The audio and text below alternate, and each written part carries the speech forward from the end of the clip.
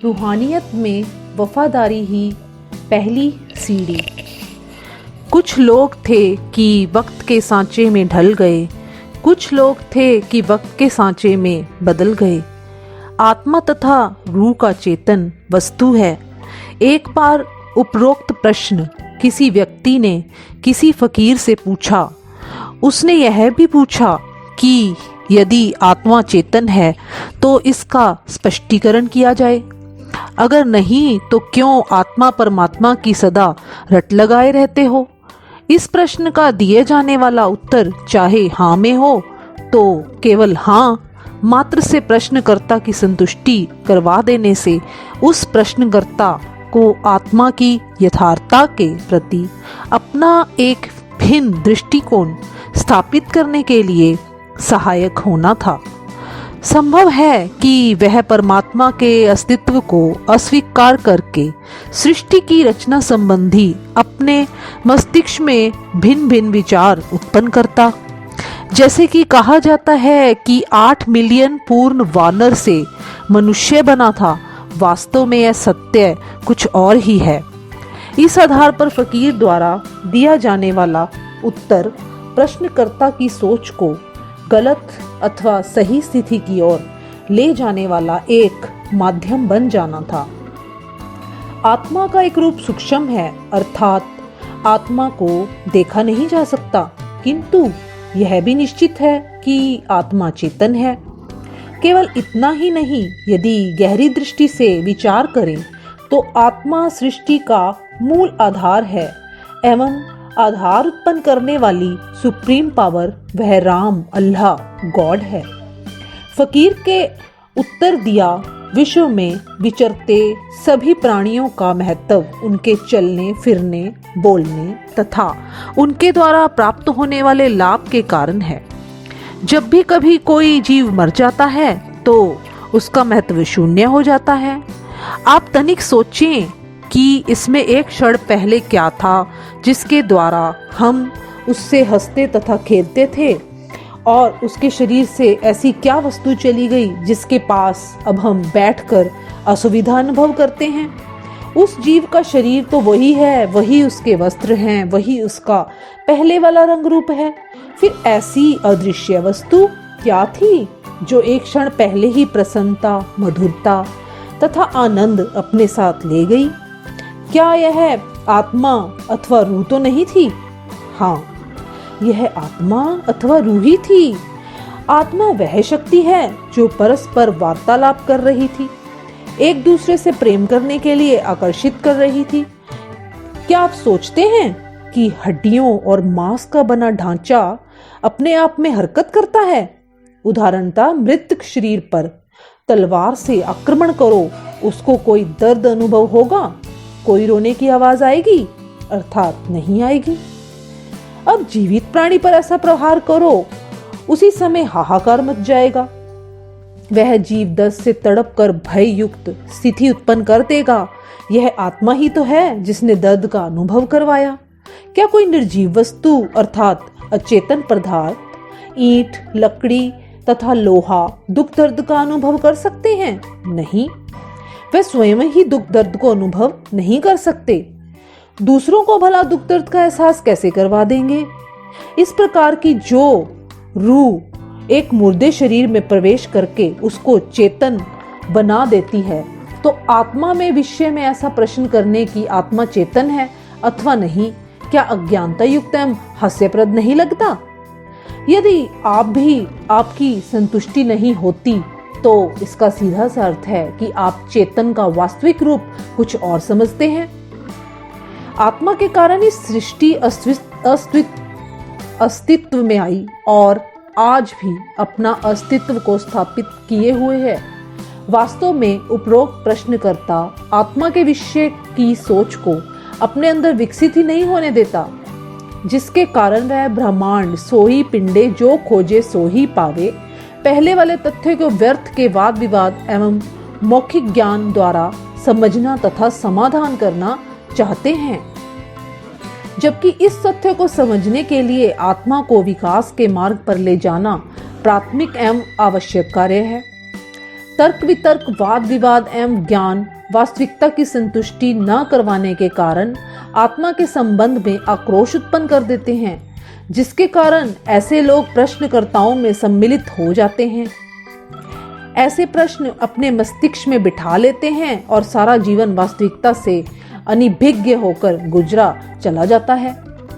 पंजाबी के प्रसिद्ध लेखक प्रिंसिपल निरंजन सिंह ने अपनी पुस्तक धर्म तथा विज्ञान में लिखा है कि अंदर आप बाहर भी होही, कलाधार जिन सगली मोही। यह संसार एक ही ज्योति का पसारा है, अंदर भी वही, बाहर भी वही, सूक्ष्म भी वही और स्थूल भी वही, मन भी वही, शरीर भी वही, ज्योति भी वही, मादा भी वही। भिन्नता केवल चेतन के विकास की है। हमारा यहाँ उपरोक्त विचारों का अंकित करना सृष्टि के मूल रूप आत्मा को सर्वोच्चता को प्रदर्शित करना है, क्योंकि रूहानियत का संबंध आत्मा और उसके कार्य से है। आत्मा का है मालिक खुदा के साथ संबंध एक प्रकार है जैसे सूर्य से निकली किरणों का है। आत्मा का मालिक के नूरी रूप में समा जाना उसके विकास का अंतिम छोर होता है। अब प्रश्न उठता है कि उस आत्मा को मालिक के साथ मिलाने का माध्यम कौन सा हो सकता है। प्रत्येक धर्म के महापुरुषों का सामूहिक अनुभव है कि रूह को मालिक साथ मिलाने का माध्यम कोई ऐसा पूर्ण कामिल फकीर जो न्यारे राम से पूर्ण रूप से मिल चुका हो और ऐनल हक शब्द का प्रयोग संपूर्ण रूप से करने का वास्तविक अधिकारी हो, जिसके दर्शन करने से चुंबकीय आकर्षण हो, जिसकी एक मुस्कुराहट आत्मा को आकर्षित कर ले, जिसका रूहानी चेहरा इंसान के सब प्रश्नों का उत्तर हो, जिसके आगे नतमस्तक होने की आवश्यकता हो, बल्कि सिर पर अपने आप ही उसके आगे झुक जाए, जिसे सच्चा सतगुरु मान लेना हो किंतु की गुंजाइश शेष न रहे।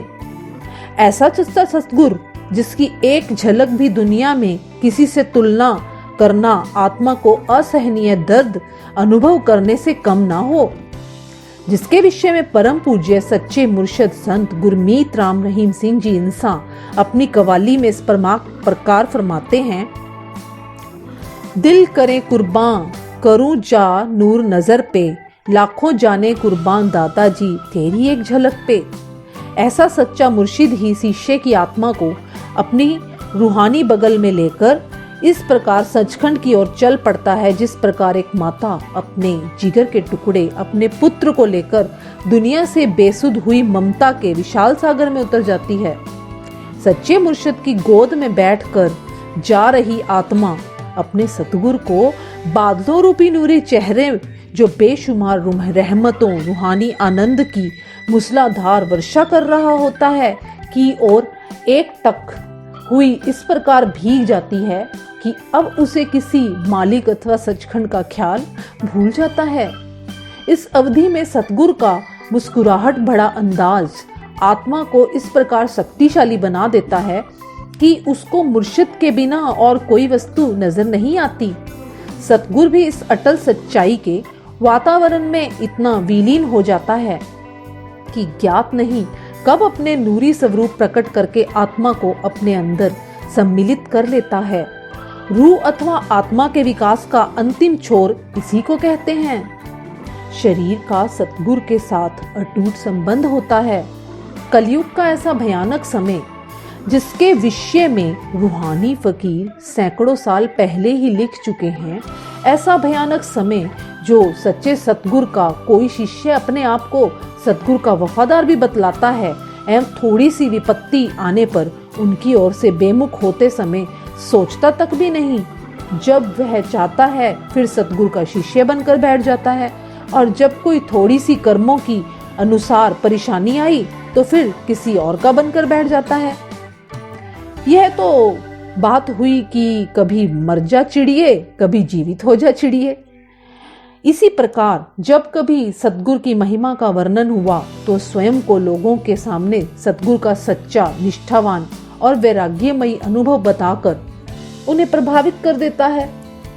लेकिन सच्चे शिष्य और सच्चे सतगुरु के संबंध से प्राप्त हुए अनोखे आनंद का अनुभव प्राप्त किया नहीं जा सकता।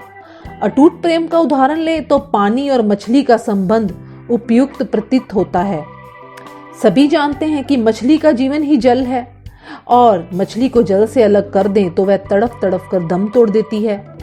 एक मछुआरा मछली को पकड़ कर ले गया, उसे काट कर बर्तन में डालकर पका लिया। एक व्यक्ति ने मछली को खा लिया। अब मछली खाने के पश्चात खाने वाले की क्या दशा होती है? वह किस प्रकार 10-15 मिनटों के पश्चात पानी ही पानी मांगता है। पानी पीने के पश्चात फिर पानी पानी की रट लगाता है। इस उदाहरण को हम उपरोक्त विचार से जुड़ें तो परिणाम निकलता है कि मछली को मरने पर भी जल से संबंध नहीं छूटा। वही जीवित रही तो जल का साथ रहा और मरने पर भी जल को नहीं छोड़ा। यही है निष्ठा का सच्चा उदाहरण। मछली का नीर से लगाव भी क्या लगाव है, जो मछली कर भी वफा की खुशबू छोड़ गई। एक शिष्य को अपने सतगुरु के प्रति प्रेम मछली और जल के संबंध से भी अधिक होना चाहिए।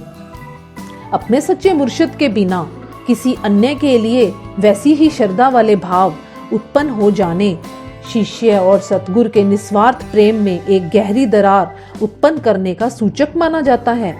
कहते हैं जिसका आत्मबल निर्बल होता है तो वह किसी मनुष्य, वस्तु अथवा बात का बाह्यपन देखकर शीघ्र प्रभावित हो जाते हैं। रूहानियत के अनुसार अविश्वासी शिष्य इस पंक्ति में आता है, जो विश्व में साधारण रूप में विचरने वाले अपने सतगुरु को गुरु कहलवाने वाला का बाह्यपन देखकर तुरंत प्रभावित हो जाता है और ऐसा अपराध कर बैठता है कि जिसको रूहानियत में सबसे बड़ा अपराध माना जाता है। अर्थात बेमुख का ऐसा कलंक स्वयं पर लगा लेता है जिसका समाधान उस सतगुरु के बिना विश्व की किसी भी ताकत के पास नहीं होता। जिससे वह किसी साधारण व्यक्ति का भयपन देखकर बेमुख होने पर एक क्षण भी नहीं लगाता। स्वयं को गर्वित कहलाने वाला आधुनिक इंसान स्वाभिमान के उचित अर्थ से परिचित नहीं है, अथवा सब कुछ जानते हुए भी स्वाभिमान के प्रति उतना संवेदनशील नहीं जितना कि बड़ी बड़ी डींगे मारकर दुनिया को प्रभावित करने का प्रयास करता है। बताइए, उसका आंतरिक स्वाभिमान कहाँ जाता है? चेतन की वास्तविकता रूप आत्मा को ठेस पहुंचाता हुआ अपने वास्तविक पिता को छोड़कर मार्ग में जाते एक ऐसे वैसे को पिता कहने में तनिक भी नहीं झिझकता। इन्हीं प्रश्नों के उत्तर ऐसे निर्बल आत्म बल वाला इंसान कभी भी नहीं दे सकता। वास्तव में सच्चा स्वाभिमानी अपने समक्ष किसी को ऐसा प्रश्न करने का अवसर ही नहीं देता, परंतु कोई अगर्वित व्यक्ति आत्म बल से निर्बल होकर मन का गुलाम बन जाता है। इसी कारण से ऐसी क्रियाओं को करने का वह स्वभाव बना लेता है। इसमें कोई संदेह नहीं कि सच्चा सतगुरु मालिक प्रभु परमात्मा से किसी प्रकार से कम नहीं होता। सच्चे सतगुरु की विशेषता यही है कि शिष्य को किसी अवस्था में अकेला नहीं छोड़ता, प्रत्येक क्षण रूप में उसके अंग संग रहता है। परंतु जैसे कहते हैं कि आप मरे जग प्रलय, यदि एक शिष्य का सीमित बुद्धि अथवा अकल द्वारा किसी गैर से नाता जोड़ने का विचार वास्तविक हो गया तो उसकी आत्मा तो दुविधा में ही फंस गई। आत्मा जो सच्चे सतगुरु के जिगर का एक टुकड़ा होती है, सतगुरु के दर्शन ही आत्मा की खुराक होती है। आत्मा को दुविधा में इसलिए कहा गया है कि रूह ही आत्मा होती है, परंतु है बेमुख शिष्य के शरीर में। अब चाहे भी तो अकेली स्वयं शरीर से निकलकर सतगुरु के पास कैसे चली जाए, परंतु सकती ही नहीं, क्योंकि यह तो विधि का विधान है जो ऐसा करने में रुकावट डालता है। नहीं तो रूह चेतन का पुंज है, उसके समक्ष हड्डियों और मांस से निर्मित शरीर का क्या अस्तित्व है जो आत्मा को ऐसा करने से रोक सके। रूह शरीर में कैद होने पर विवश होती है। आत्मा के लिए उस समय तक जाल के बिना मछली के तड़फने का समय आरंभ हो जाता है जब शिष्य मन के प्रति विरोधता करके सच्चे मुर्शिद के इलाही स्वरूप का ख्याल करते हुए कदम नहीं बढ़ाता। पूर्ण सतगुरु शिष्य के प्राणों का आधार होता है। वह शिष्य को प्रत्यक्ष व अप्रत्यक्ष रूप से समझता रहता है, उसे विशेष प्रभाव के अनुभव करवाता रहता है, जिसके विषय में अपने स्वप्न में भी कभी सोचा नहीं होता। इतना ही नहीं, भूतकाल में हुए अनुभव का वर्तमान में एहसास करवाता है कि आमुख समय में मेरे सतगुरु ने मेरी रक्षा की थी, आमुख विपत्ति में मेरा इस प्रकार छुटकारा करवाया था। यहाँ एक बात लिखनी आवश्यक है, वह यह है कि मेरी मालिक ने मनुष्य को खुद मुख्तियारी का जो अधिकार दिया है और साथ ही मन रूपी अदृश्य दुश्मन स्थापित किया है, जो शिष्य के समक्ष ऐसा चक्रव्यूह रचाता है कि सब तरह के अनुभव को एक तरफ रख देता है। वह शिष्य को सद्गुरु के बेमुख होने के लिए अधिक से अधिक प्रयास करता है। मन अत्याधिक शिष्यों के समक्ष ऐसा चक्रव्यूह की रचना करता है, परंतु खुद में मुख्तियारी वाला अधिकार का प्रयोग करते समय कुछ अविश्वासी शिष्य थर्मामीटर के पारे के समान डामाडोल होते रहते हैं, मन के समक्ष नतमस्तक हो जाते हैं, ऐसा नया खसम बना लेते हैं जो स्वयं पहले से ही मन का हर पक्ष में गुलाम बना होता है। चाहे ऐसा गुरु बड़े कर्म धर्म तथा ज्ञान की बातें सुनाता है, लेकिन साधारण लोग स्वयं बने गुरु से प्रभावित हो जाते हैं। जैसे पहले ही बताया गया है कि कमजोर वृत्ति के इंसान किसी के भाईपन को देखकर जल्दी प्रभावित नहीं होते, परंतु अमलों से विहीन होने के कारण ऐसा स्वयं बना हुआ गुरु उस शिष्य की आत्मा के लिए अत्यंत दुखदायी सिद्ध होता है। जैसे कहते हैं, आप तो बाबा बैंगन खाए और दूसरों को उपदेश सुनाए, अमला दे बाजों जी आलमा इलम निकम्मे सारे। जैसे मछली खाने के पश्चात वह इंसान को पानी के बिना रहने नहीं देती, चाहे वह इंसान पानी के बिना किसी अन्य तरल जैसे दूध लस्सी शहद आदि का सेवन करता रहे, पर जितनी देर वह पानी नहीं पीता उसके अंदर जलन और बेचैनी समाप्त नहीं होती। पानी ही अंदर की उस अग्नि को शांत करने की क्षमता रखता है। इसी प्रकार अपने ऐसे सच्चे सतगुरु जिसने शिष्य के सभी बुरे कर्मों का भार अपने ऊपर ले लिया होता है, उसे छोड़कर शिष्य चाहे कहीं भी भागा फिरे, अर्थात किसी के आगे मस्तक क्यों न झुकाता फिरे और श्रद्धा को व्याप्त करे, आत्मा की बेचैनी और वीर्य रूपी अग्नि तब तक शांत नहीं होती जब तक शिष्य के सच्चे पश्चाताप के आंसू सतगुरु के चरणों में गिरते नहीं। जब तक ऐसा शिष्य सच्चे मन से पश्चाताप नहीं करता, सतगुरु शक्तिशाली हैं, अर्थात सर्वशक्तिमान हैं, दयालु हैं, बख्शनहार हैं, क्षमा कर देने वाले हैं, वह किसी के अधीन नहीं हैं, वह बड़े बड़े अपराधियों को क्षमादान दे देते हैं। यदि आपके प्रति उसके हृदय में दया आ गई तो समझ लेना कि आपके अपराध समाप्त हो गए, क्योंकि उसके नजरे कर्म से निकली एक अदृश्य किरण असंख्य पापों का नाश कर देती है।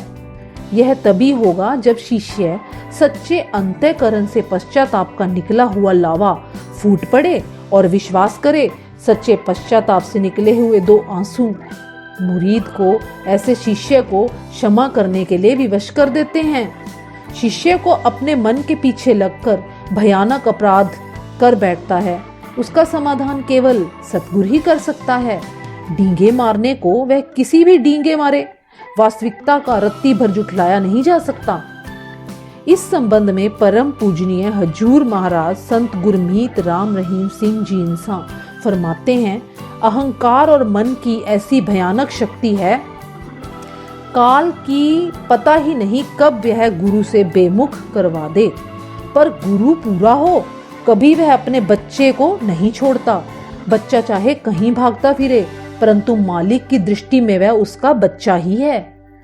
कोई ज्यादती करता है, गलत काम करता है, उसका दंड अवश्य मिलता है और उसकी खुशी अवश्य अदृश्य हो जाती है, अर्थात वह खुशी मिलनी बंद हो जाती है। डींगे मारकर वह दुनिया को चाहे कितना कुछ बताता रहे, हम प्रसन्न हैं, हम खुश हैं, परंतु कुछ नहीं मिलता। हमें सच्चे सौदे के पूरे जानकार हैं, पर रूहानियत के विषय में यदि कोई कहे कि हम जानते हैं, वह मूर्खता है। रूहानियत में यदि सारी जिंदगी भी लगा दी जाए तो उसे कोई पढ़ नहीं सकता, जितना हम इसकी गहराई में जाएंगे उतना ही ज्ञान प्राप्त करते जाएंगे। अतः हमें अधिक ज्ञान प्राप्त करने के लिए समय चाहिए, उसका मिलने के लिए अटूट श्रद्धा और निष्ठा की भी आवश्यकता है। धन धन सद्गुरु, तेरा ही आसरा।